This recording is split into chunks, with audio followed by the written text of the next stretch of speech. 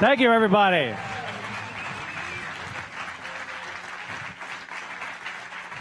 Thank you, Joanna. Hello, Tucson.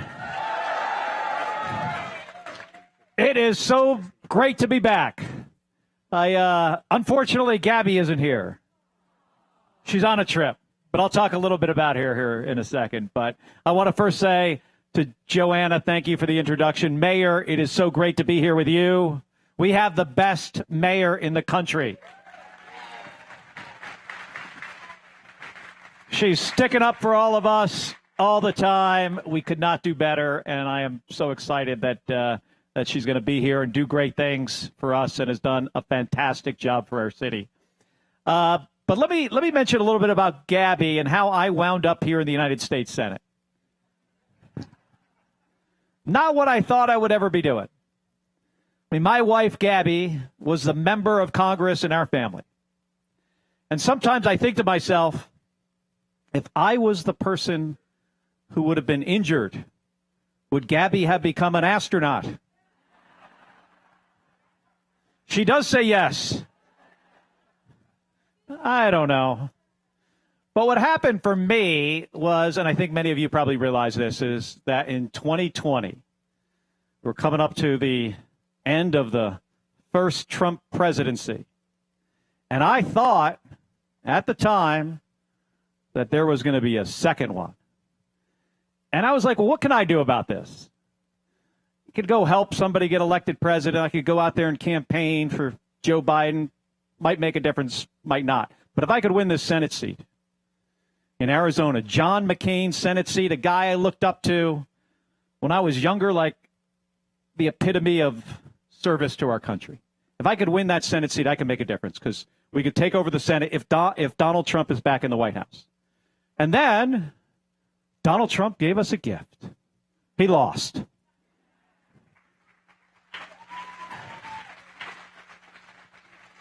And I thought this guy was going to the dustbin of history. But that didn't happen. And now he's back.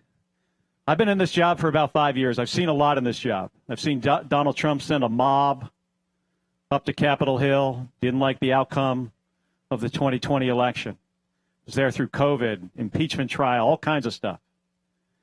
And I have only been there to continue my service to this great country, this country that has given me so much.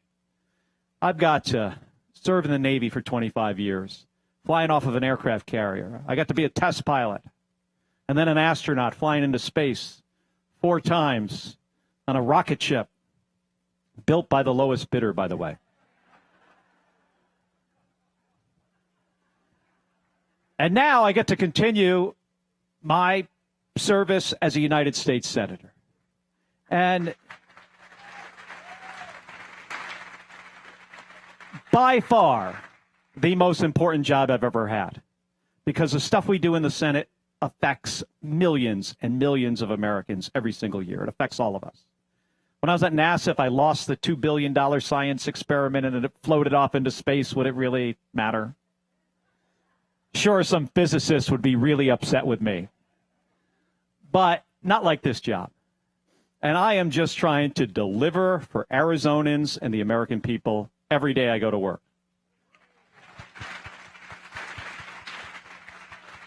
Deliver on things that matter to them, like having a good job and being able to put groceries on the table and being able to afford health care and rent. And it feels to me that at every turn, this president is working against the American people. And I'm really concerned about the United States Navy and the other branches, including the Marine Corps. Where's Joanna? And the Air Force and the Army. All of them. I've been really concerned because what I have seen from the Secretary of Defense and the President is not normal. Let me make this perfectly clear. It is not normal to have a President of the United States saying, we're just going to kill people. Or a Secretary of Defense being out there running around on a stage like this. Bigger generals and admirals in the audience running around saying, warrior ethos and lethality, and we're going to hunt and kill people. Hunt and kill people. That's not about our national defense. That's about something else. And I became really concerned. So you probably saw that I've been busy these last couple of weeks.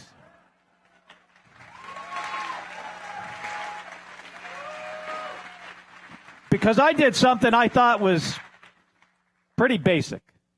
To put out a message that I would have liked to hear while I was serving. And that I sometimes would. And I think sometimes people hear this message. Pretty basic. As the mayor mentioned, telling service members you have to comply with the law. You know, we said don't follow illegal orders. And I thought that would be the last of it. And I thought that if any president would have said something, he would have said, of course you follow the law.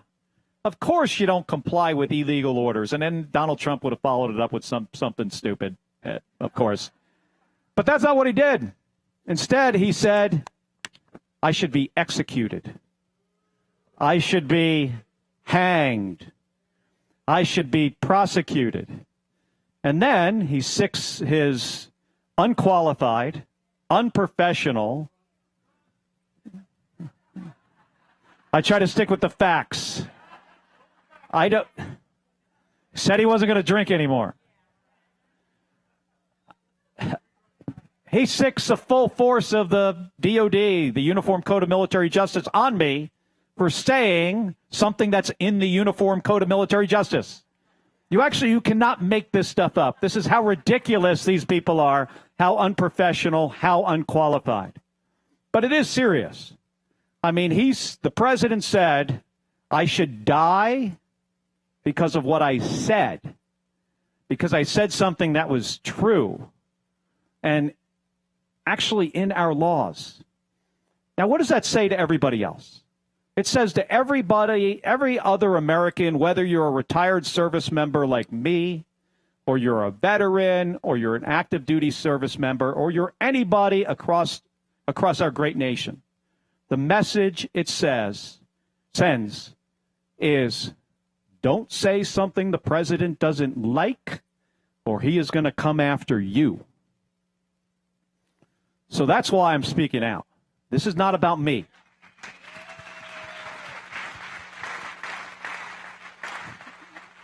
This is about the First Amendment rights and the right of free speech for every single American.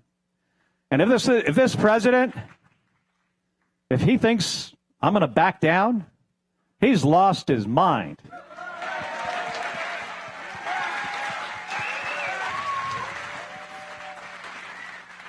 He's got a couple options. One of them is just go take a hike. That's what I ultimately expect him to do. Or he could try to prosecute me. But I'm not going away because I'm standing up for everybody, not only myself. He thinks he can intimidate members of Congress. He thinks he can shut us up. We have oversight responsibility. It is my job to show up every day and hold the president and others accountable for what they're doing. Now, let me tell you, they're doing a lot of bad stuff. I mean, I'd put this on a list. It'll be somewhere on a list of maybe 50 things. I'm not going to go through them. But let me tell you what he's not doing, which is even more important. What the president is not doing. Think about this for a second. Jobs are down. Wages are flat. Costs are up. And this president is asleep. Like literally. He's falling asleep on the job. Like every day. And it's hurting the American people. He's doing nothing to try to help people with the cost of groceries and rent and health care. And I'm going to have the opportunity to sit down here with Joe in a second. We'll talk about some of these issues in more detail. And it really concerns me. This guy is literally asleep at the wheel. And we're barely 1 year in to a 4-year term. We got a long ways to go. And a lot of this stuff can get worse before we're able to turn it around. But we're going to try to turn it around. But the way we do this is by winning elections. We just won a special election. Went really well. Adelita Grijalva. Not only is she our new member of Congress in CD6, but because of how dumb these people are, they made her pretty famous right across the country by not swearing her in. They should have swore her in on a couple days after she was elected. You know what they just did in another special election? Swore that guy in like 24 hours. So different standards here. But we won that one, and we have a fighter. She was out there fighting today. We also have an opportunity here to win in CD 8, 6, no, 7. Okay, 6. Adelita's in 7. We're going to win in CD 6, and we have to, because the guy that is in that job right now is just not doing the job. During that government shutdown, I was in Washington trying to get the government open back up and fix this problem with spiking premiums for people's health care. You know where Juan Ciscomani was? No, nobody knows. That's my point. Nobody knows. He was on vacation somewhere for like 6 weeks. Just disappeared. He wasn't in his office. Maybe he was in his mom's basement. I don't know. He was gone. He is not doing this job. At every turn, he tries to say how he's going to write a letter about them kicking people off of Medicaid. Or I'm going to talk to somebody about these spiking health care premiums. And at every opportunity, every single time, he votes with his leadership. He votes with Donald Trump, and he votes against Arizonans in his district. Every time. But we're going to fix this when Joe gets elected. It is going to be so nice to be able to work with another Marine. I already got Ruben. He's a Marine. It'll be great to have Joe, who's a Marine. In the Navy, we love the Marine Corps because it's like our own little army. Right?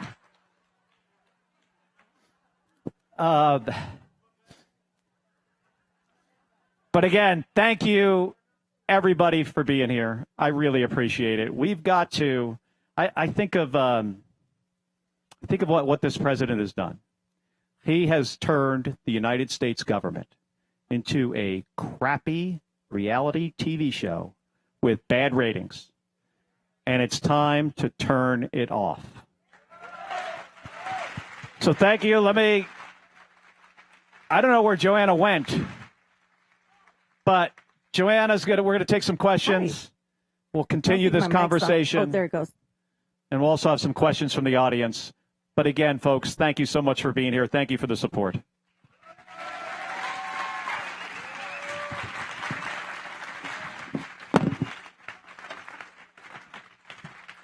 All right, Senator Kelly, I know you're trying to get me all riled up by pretending not to know the district. I got you.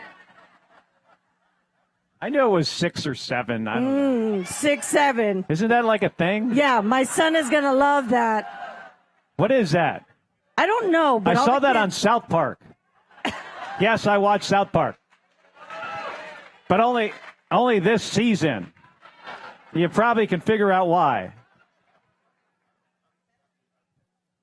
Well, thanks for coming down. It's really important to be able to have access to your elected officials. And as you know, here in CD6, the current Representative Juan Ciscomani is missing in action. So if anybody has seen him, please let him know that we'd like a town hall.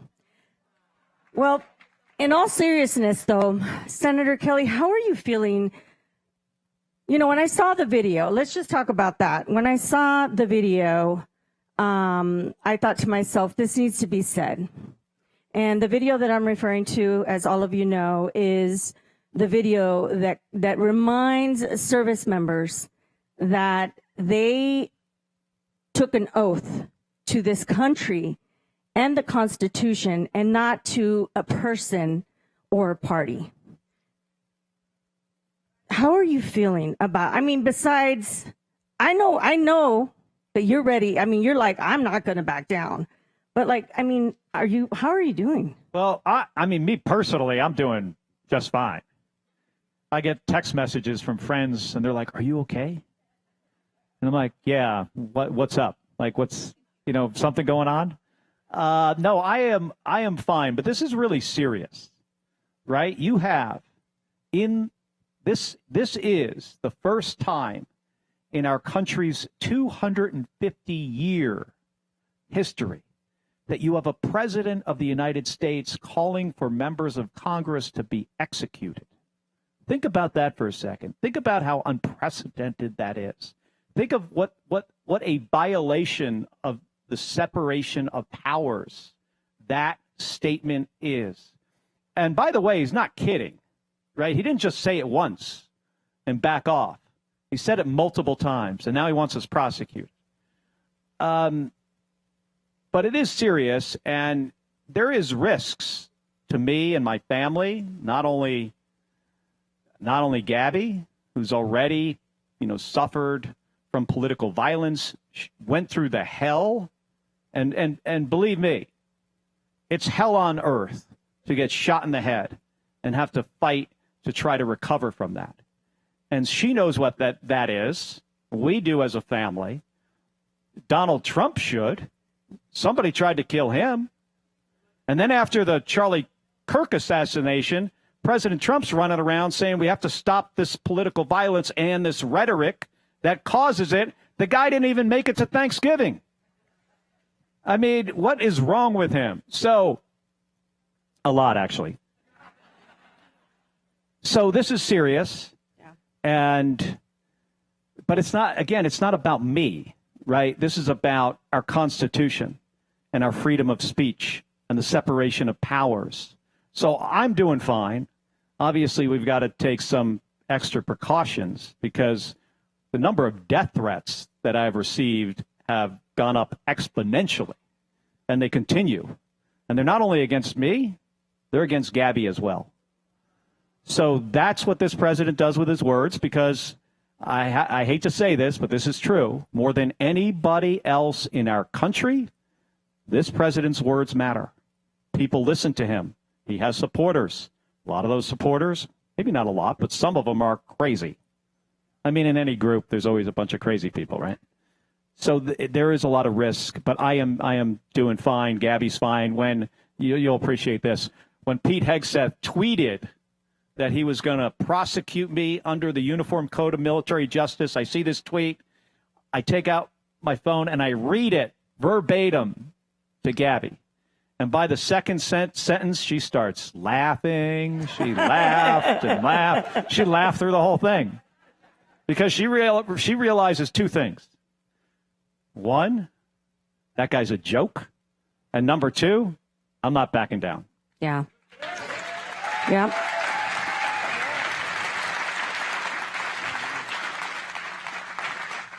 And, Gabby, as you mentioned, Senator, she's been through so much, and she is really, truly an inspiration to us all. So please give her our best. Talking about the same theme about, veterans and our service members, we know that Donald Trump has never honored military service. Yeah, well, there you go. And, he has made comments calling us suckers and losers. I think that was intended actually for Marines, by the way. Oh, yeah, no. Marines who died at Bella Wood. No. How despicable. How despicable does a person have to be to call dead Marines suckers at Bella and Wood, losers? Yeah, you're right. That was at Bella Wood when he said that. Because he can't understand what it means like to sacrifice your time with your family to serve this country, a country that you love so much that you're willing to die for it. And he doesn't get that. But you do. I do. The veterans here in this room and across America do. We understand. And so do their families.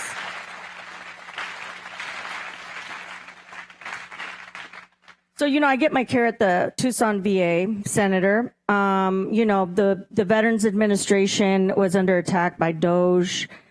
They cut federal employees, not only in that agency, but also across our federal agencies. What do you think that, I guess, I'm looking ahead to past 2026 when we overwhelmingly take the House and even potentially the Senate. What can be done to make sure that agencies like the VA have what they need, the resources, the funding to be able to take care of America's veterans and their families? Well, we're going to have to undo a lot of the rules and procedures and policies that this administration has put in place. We could do that through Congress. Ultimately, he's going to have to sign this as president. So we're going to have to figure out a way to be able to put enough pressure on him through the legislative process to get him to do stuff that maybe he does not want to do. But we can do that. We'll have tools to do that. We also get, when we win back the House and maybe even the Senate, we get the subpoena power. We can have hearings to hold this administration accountable for the awful stuff that they're doing, including the stuff that his family's doing to just enrich themselves because of his position as president. So we're going to try to fix a lot of these things. They have done a significant amount of damage to this country. I think folks are going to have to be patient. It's going to take a while. And I think it's going to take even beyond the next term in Congress. Yeah. It's going to take, we're going to have to get Democrat in the White House as president, and we're going to have to start putting the pieces back together. Yeah, 100%. Talking and speaking about government and being able to get stuff done, we had the longest government shutdown in our history. And I think the recess was a month and a half long, something like that. I know you were in D.C. specifically trying to see what you could get done to reopen the government. But, the representative here in Arizona 6 was home for a whole month and a half. Did he host any town halls that we can remember? There you go. It was a teletown hall. I think it was announced 30 minutes before it was supposed to happen. And we know that, Congress has to make some funding decisions or, take a vote here pretty soon, actually, a couple of them. What are your thoughts? How are you feeling? Do you think that that's going to happen? I'm skeptical, but yet tiny optimistic. I don't know. What do you think? Well, this coming week, we're going to vote on a provision to extend those tax credits for 3 years. It's awesome. I wish I could tell you that's going to fix it. And certainly, healthcare in our country has a lot of problems that need to be addressed. We've got a lot of things to address.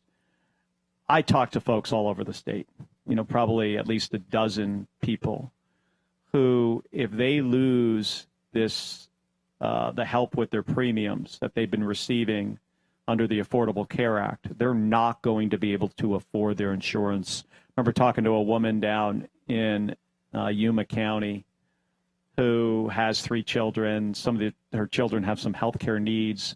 I think she was paying in the neighborhood of $500 or $600 a month for health care. Hers is going to go to over $3,000. It's unaffordable.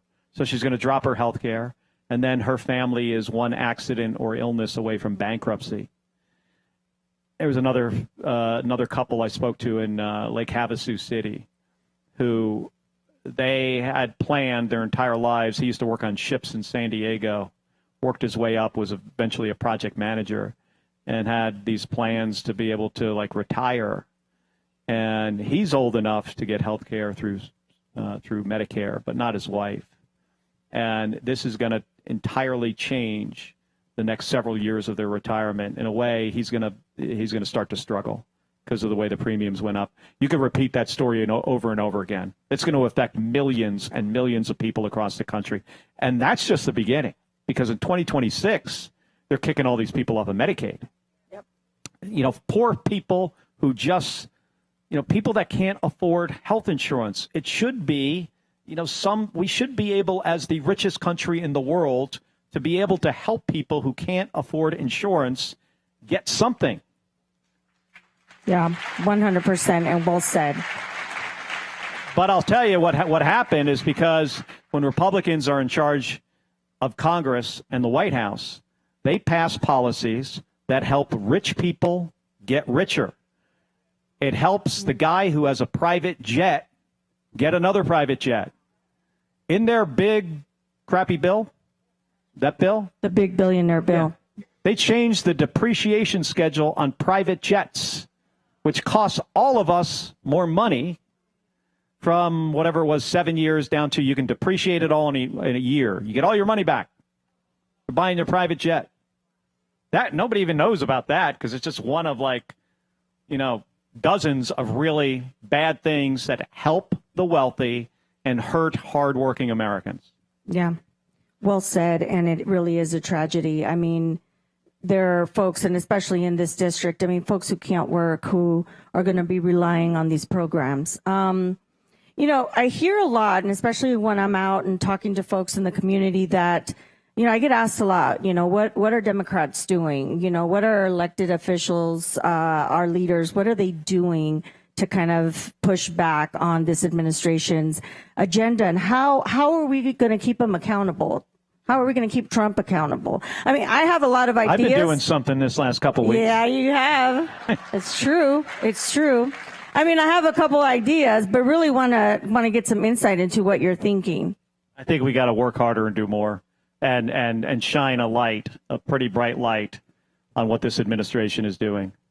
And, and I don't know if we're going to get to what's going on in Venezuela, but in just about every government department. Look what he's doing to the Department of Education, dismantling it. I was talking to some folks over at Goodwill before I came over here today about programs that they're able to help people access where they can get training and they can use some government money. These are folks that can't afford to get training, to get a job.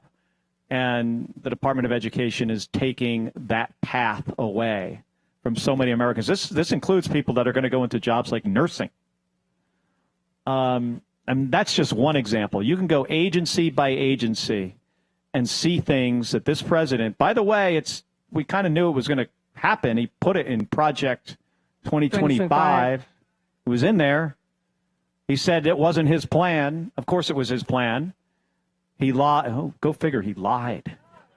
He lied to the American people. So we know, and we know what he's going to continue to do because it's in that document. We just have to work harder, show up every day, and shine some light on this so the American people will see what this president stands for, what he's trying to do for his rich friends and his family. Yeah. And when we show the American people this, you know what happens? His approval rating goes down. And if we get to 2026 and he's in the situation he is in today, which I imagine it's going to actually be worse for him, we're going to win some elections. That's right.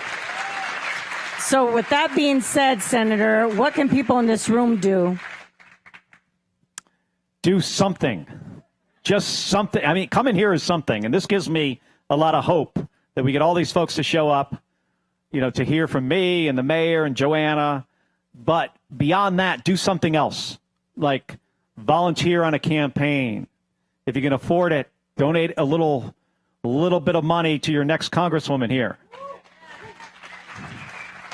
She needs to raise some money. This guy's a good fundraiser. She needs to have the resources to run the best campaign possible. So donate a little money to Joanna's campaign. And then figure out something else you can do to get people more involved and get them thinking about these issues and the direction our country is going in. Because I'll tell you what, I don't think we're there yet. But at some point, this gets really, really hard to fix. Yeah. Well, thank you for that. Okay, I'm going to shift a little bit. We're going to talk about holding Republicans accountable. Oh, wait, we've already been talking about that. How about big tech? Social media is running rampant. There's a lot of concerns about AI, and the energy that we'll need for that. We're supposed to, in Arizona, we have sunshine, 365 days a year. We should be leading. We're supposed to be number one in solar and renewable. And we're not, right? Well, that's, we could have been. We were on track to be like one of the top places in the world for solar energy. And if you consider the kind of power that's been added to the grid over the last 2 or 3 years, it's been 90% solar and wind and hydroelectric. 90%. Don't clap, because now I'm going to tell you the bad news. When this president got into office, he made it exceedingly hard to permit solar and wind projects. He has this weird thing about wind and the birds. This guy cares about nobody, and suddenly he cares about birds, which is actually a made-up issue. But he has made it really hard to add these projects, to build them out when they have any kind of federal nexus, when you need a permit from the federal government. And he thinks we're going to make it up with gas, natural gas powered plant, but he doesn't understand is to get a 2-cycle gas generator for a natural gas power plant. The backlog on those things are years. And then he starts talking about coal. He's a big fan of coal. Nobody is a big fan of coal, except Donald Trump. He wants to start adding coal power plants. I do not think that's because I think the people that would actually do that would resist it. But this gets to talking about a tech, which I think you mean like AI. Yes. And what direction is this country going to move in with regards to artificial intelligence? So let me give you a couple thoughts on that. One is we've invested a lot of money as a nation in this already, not the federal government, but the private sector, a lot. And it's a big reason the economy is growing right now. It's also a huge opportunity. The amount that we might learn about curing disease and material science and chemistry and physics can be transformative for our country. And we need to be the leaders in this. If we're not the leaders, and if we don't set the standards, and we don't work with our allies effectively on this, China is going to be the leaders on this to our detriment. But we have to figure out the power issue, and that's a huge problem when you have this guy in the White House who doesn't understand much. He knows how to build a golf course, but he didn't build it. He Someone thinks else we did. have the world's biggest economy because of real estate developers. It's actually because of science and our investment in science. Okay. So, but we've got some major issues we have to solve. Here in the desert, we don't have a lot of water. We can't, we've got to be careful with our water. We've got to add power to the grid. I just put out a white paper on this called AI for America, which in this paper, it talks about how we can get AI companies that make AI and companies that use AI to contribute to do things like build the infrastructure we need, the power and water infrastructure, but also how do we retrain people for jobs that we might not know will exist in the future. There's going to be a transition here. We got to make sure people have jobs. People don't have jobs. They can't be customers to AI companies because they don't have any money. Right. So we're working on it. It'll be so great, though, when you're in the Congress and you can help me with this. Yes, and I will. Okay, we're going to shift back to a topic that I think most of us here, probably the entire nation, is really concerned about, and that's our democracy. We're working really hard this election cycle to make sure that we elect leaders that represent our values as Americans. Yes, exactly. And so a lot of people are concerned about election integrity. What are your thoughts on that? I know we have a great Secretary of State, Adrian Fontes, who does a great job.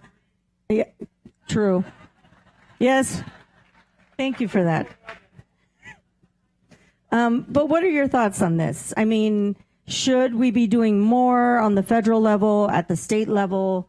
I mean, this is top of mind, especially, with everything, in the midst of all of this chaos right now, this chaos that this administration is causing, like, we definitely need to win back the House, take back the House, and hopefully the Senate, and then eventually the White House. But what are your thoughts? Well, the president, people around him, Republicans, maybe not all of them, but probably most of them, realize that when fewer people vote, they tend to win. So they're trying to make it hard for people to vote. They do that in a number of ways. I mean, one is, just some of them are actually ridiculous. Like in Georgia, where you can't bring somebody water if they're standing in line for hours. Even like a senior in this hot and humid, you can't bring them water because they want that person to leave and go home. You'll see here in Arizona, they might try to put like intimidating people at polling places. That's one way you can get people to not go in and vote. They'll try to pass legislation to make it harder. They want to get rid of vote by mail. How many people in here vote by mail? Almost everybody. Yeah, I think like 80% of Arizona. And that's not just Democrats. That's the same number for Republicans. People like to vote by mail. It's convenient. But what happens when you vote by mail is more people vote. They don't like that. Remember what I said?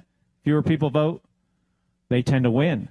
So we had legislation in the Senate last Congress that called the John Lewis Voting Rights Act that would make some of these things, nationwide, vote by mail being one of them.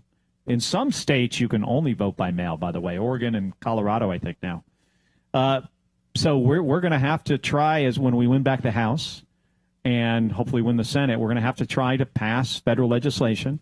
But in the meantime, we've got Adrian Fontes, we got Chris Mays, we got Katie Hobbs, who are going to stand up for our democracy.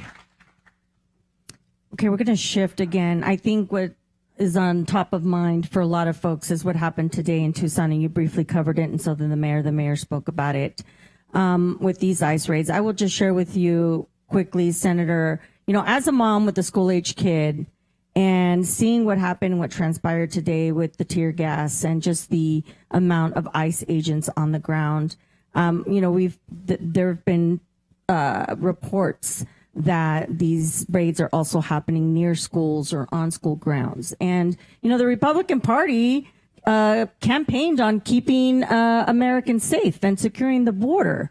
But what's happening in our communities is troubling. It's egregious, and it seems just unconstitutional. Would you share your thoughts about what happened today? I know you spoke to Adelita. Yeah. Yeah, well, she was down there at a ICE raid at a restaurant, and there was tear gas. She got sprayed in the face with what she thinks was bear spray, actually, is what she was told, which is horrific. She said she was a member of Congress. They didn't seem to care. These are ICE agents without a name tag. Their faces are covered. Thankfully, Tucson police showed up and were able to, my understanding is, de-escalate the entire situation. You're right. This president ran on getting rid of, gang members and criminals and drug dealers.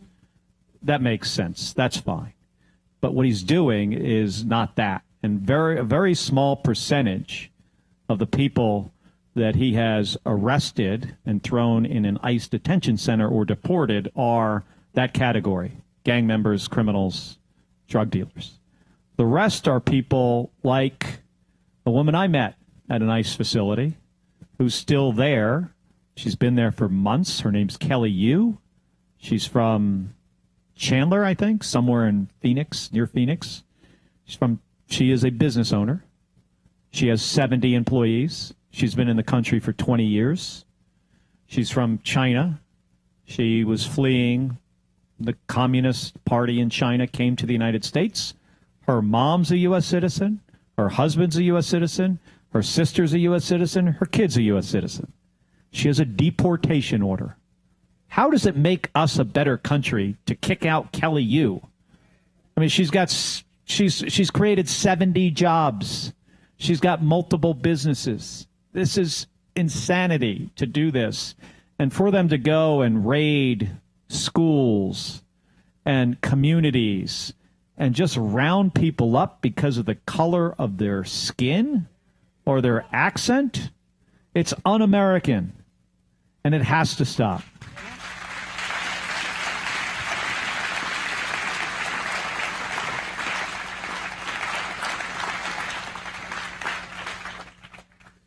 Okay, we have a question from Alan Podolsky from Tucson, who asked, as a retired federal servant, I am concerned about the assault on civil service by Trump, including union busting, loyalty oaths to him, and firing without legitimate cause.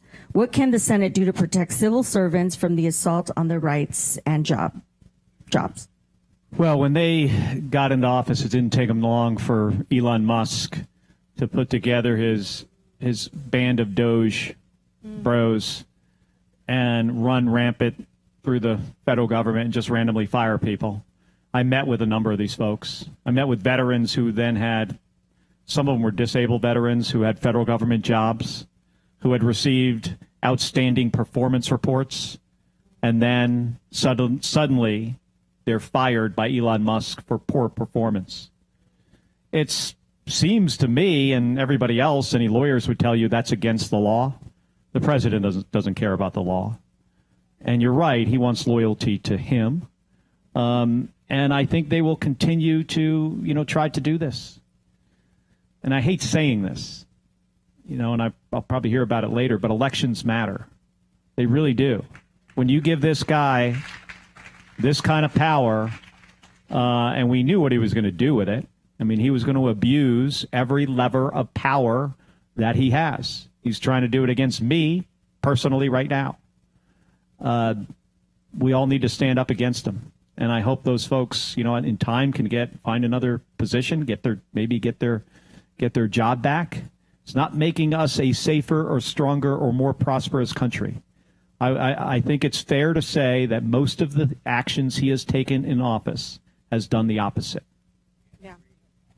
Yeah, 100%. Okay, Maureen from Tucson asked, with so much obvious corruption and so many lies, when will this administration be held accountable? Well, usually in a normal administration, the Department of Justice can hold a president accountable and a White House. But not in this one. He's got it full of a bunch of sycophants. Yes, people that are just going to kiss his butt and do exactly what he says. I mean, that's the reality of the situation. Are they, the Department of Justice, going to hold this president accountable for ripping off the American people? He wants $230 million out of the treasury of your money into his pocket. And at the same time, he's creating these meme coins and then doing the rug pull. And those are his supporters that are buying those. Those aren't folks in this room. It's not me. He even rips off his own people. He takes their money and he stuffs it right into his pocket. And he does it with sneakers and Bibles and bad meat and wine and now guns. I mean, what is next? I mean, he is the con man president. I hate to say it, but it's a very fair thing to say. And this DOJ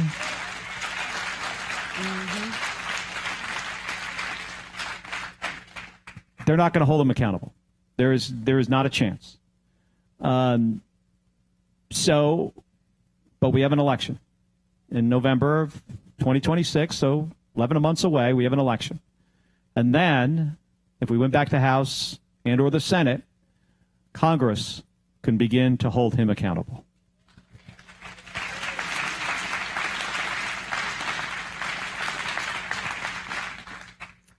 Well, I just want to thank you again, Senator Kelly, for joining us in the district. And we know your time is spread thin these days, and you're dealing with a lot, especially under this administration. But what final message do you have for the folks in the audience? I mean, or who are listening live?